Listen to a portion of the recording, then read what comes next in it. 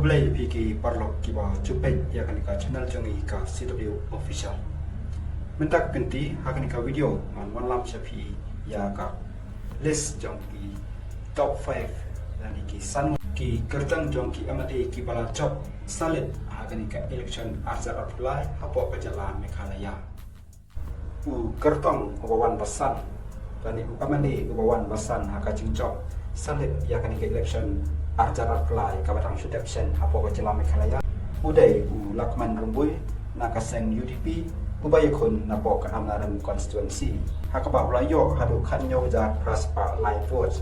bat ulatam tangda san punyo votes ya ukartong ubawan baa uba Stephenson Mukim nakaseng NPP hakaba ulayo khanyo ja nyauspa sau punyo votes nangta hakakadang kabasau ugamali ubala job salit ya kanika election arzar apply hapo kajala Meghalaya udai uba Roni Vilingdo nakaseng INC lani ke Kongres ubayakun nakamalim constituency hakaba ulayo hadu prahajar khandai spa sauput ulatam ya ke kertong naka Voice of the People Party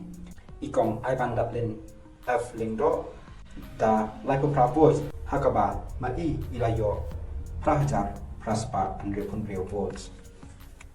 ya kakadan kabalai hakajing job salit ya kanika election kabadang sudap apo kajala Meghalaya ka election arzar apply kalai chau amati jong kada dengre constituency urupa marak napo kaseng All India Trinamool Congress lani ke AITC hakaba ulayo hadu khasana jar newspa force bat ulatam tangda khat prabot ya ukurtong ubawan baa James Sangma nakaseng NPP hakaba ulayo hadu khasana jar newspa proposal board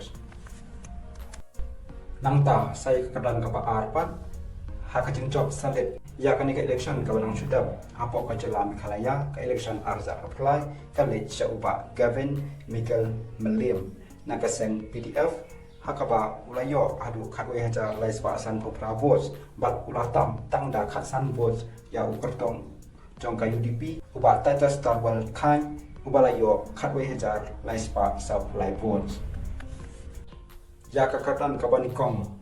hakajing job salit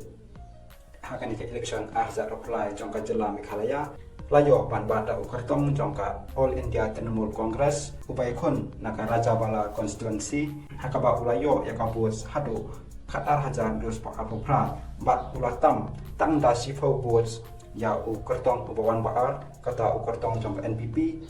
Abdus Saleh ubalayo khatar hajar dus pa khatra bots Kublai Shibun, insai sempat hakawi ka video. Like, share, but subscribe.